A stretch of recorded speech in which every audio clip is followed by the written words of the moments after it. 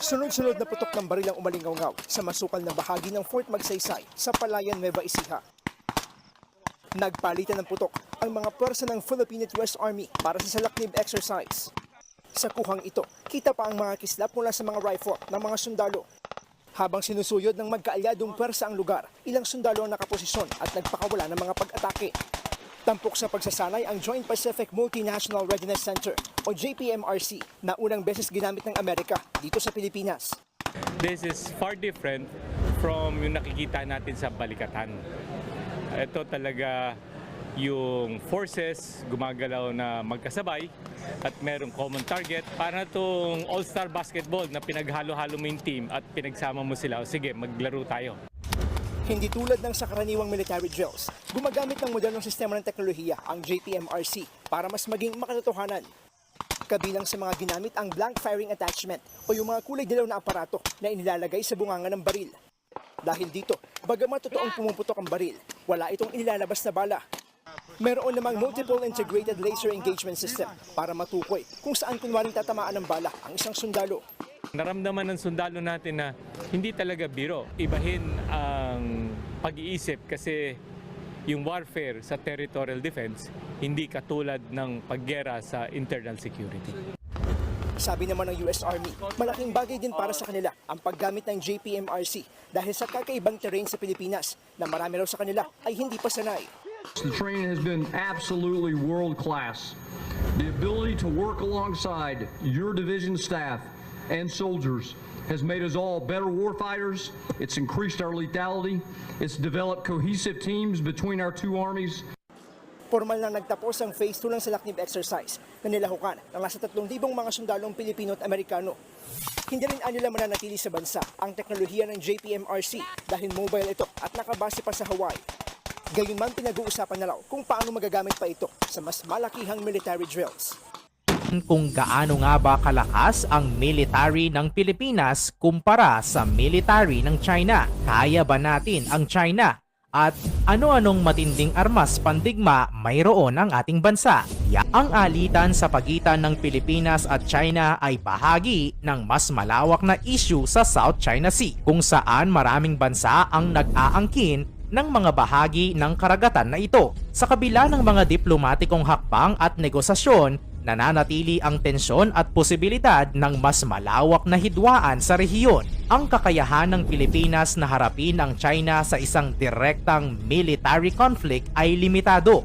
Narito ang ilang pangunahing dahilan kung bakit mahirap para sa Pilipinas na pantayan ang kapangyarihan ng China. Number 1. Military capabilities. Ang China ay isa sa may pinakamalaking militar sa mundo na may advanced technology, malaking bilang ng mga sundalo, modernong armas at malawak na Navy at Air Force. May kakayahan din ang China na gumawa at mag-deploy ng mga missile, submarines, aircraft carriers at iba pang sophisticated weaponry. Samantalang ang Pilipinas, bagaman patuloy na pinapalakas ang military sa pamamagitan ng modernisasyon at pagkuha ng mga bagong armas mula sa ibang bansa, ang mga resources ay limitado. Ang sandatahang lakas ay mas maliit, may mas kaunting advanced technology at mas kakaunti ang high-end military equipment kung ikukumpara sa China. Number 2. Economic resources. Ang China ay pangalawa sa pinakamayaman at maunlad pagdating sa ekonomiya sa buong mundo na nagbibigay ng malalim na pondo para sa militar. Ang kanilang GDP at military budget ay maraming beses na mas mataas kaysa sa Pilipinas, na nagpapahintulot sa kanila na mag-invest ng malaki sa research, development at pagbili ng modernong armas. Bagaman may mga programa sa modernisasyon ang Pilipinas, hindi sapat o kulang sa pondo ang bansa. Kaya ito ay isang malaking hadlang sa pagkakaroon ng kakayahan na pantayan ang military capabilities ng China. Number 3. Geopolitical alliances. Ang Pilipinas ay may mga alyansa tulad ng Mutual Defense Treaty sa Estados Unidos na maaaring magbigay ng suporta sa kaso ng direktang alitan. Gayunpaman, ang aktwal na pagdating ng tulong mula sa mga alyansang ito ay nakadepende sa maraming factors.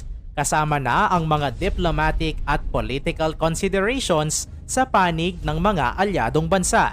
Number 4, strategic disadvantages. Ang geographical proximity ng Pilipinas sa China at ang strategic importance ng South China Sea ay nagbibigay sa China ng mas malaking strategic advantage. Ang pagkakaroon ng mga artificial na isla at military bases sa South China Sea ay nagbibigay sa China ng mas mataas na kakayahang magsagawa ng military operation sa rehiyon. Sa kabila ng mga limitasyon, ang Pilipinas ay nagpatupad ng mga hakbang upang palakasin ang depensa at sandatahang lakas.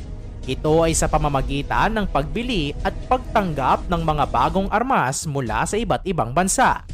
Narito ang ilan sa mga pinakabagong armas pandigma ng Pilipinas, kasama ang taon at bansang pinagmulan. Una, BRP Jose Rizal FF150 at BRP Antonio Luna FF151.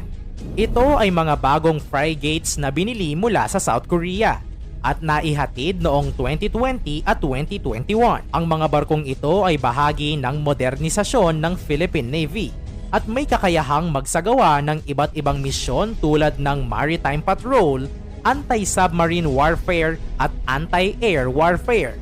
Ikalawa, BRP Tarlac LD601 at BRP Davao del Sur LD602. Ang mga strategic sealift vessels na ito ay galing din sa South Korea na naihatid noong 2016 at 2017.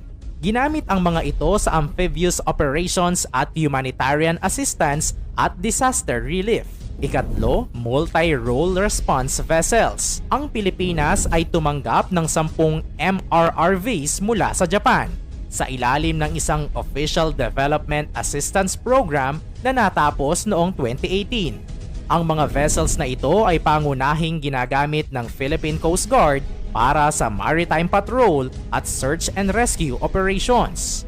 Ika-4, Polaris MRAP o Mine-Resistant Ambush-Protected Vehicles. Noong 2022, tumanggap ang Armed Forces of the Philippines ng mga Polaris MRAP mula sa Estados Unidos bilang bahagi ng kanilang counter-terrorism at internal security operations. Ang mga sasakyan na ito ay idinisenyo upang magbigay ng proteksyon laban sa mga landmines at IEDs o improvised explosive devices. Ikalima, Super Tucano Aircraft. Ang Pilipinas ay bumili ng 6 na A-29B Super Tucano Light Attack Aircraft mula sa Brazil na dumating noong 2020. Ang mga eroplanong ito ay ginagamit para sa close air support, aerial reconnaissance at counter-insurgency operations. Ika-6, BrahMos Missiles. Ang BrahMos supersonic cruise missiles na nakuha mula sa India ay isa sa pinakamalakas na armas ng Pilipinas. May kakayahan itong umabot sa bilis na Mach 3 at may saklaw na hanggang 200 kilometers na maaaring palawigin hanggang 500 kilometers. Ang mga missile na ito ay maaaring gamitin laban sa mga barko at mga target sa lupa, na nagbibigay sa Pilipinas ng mas mataas na kakayahang depensahan ang kanilang mga baybayin at exclusive economic zone. Ika-7, HIMARS. Ang High Mobility Artillery Rocket System o HIMARS mula sa Estados Unidos ay nagbibigay ng tumpak at malayuang firepower. Ito ay isang mobile rocket artillery system na maaaring maglunsad ng iba't ibang uri ng rockets at missiles na kayang umabot ng hanggang 300 kilometers. Ang HIMARS ay makakatulong sa pagpapalakas ng kapasidad ng Pilipinas sa pagresponde sa mga banta mula sa malalayong distansya. Ikaw, anong masasabi mo sa patuloy na harassment na ginagawa ng China sa ating bansa? Bakit ang lakas ng kanilang loob sa pag-angkin sa mga teritoryo natin?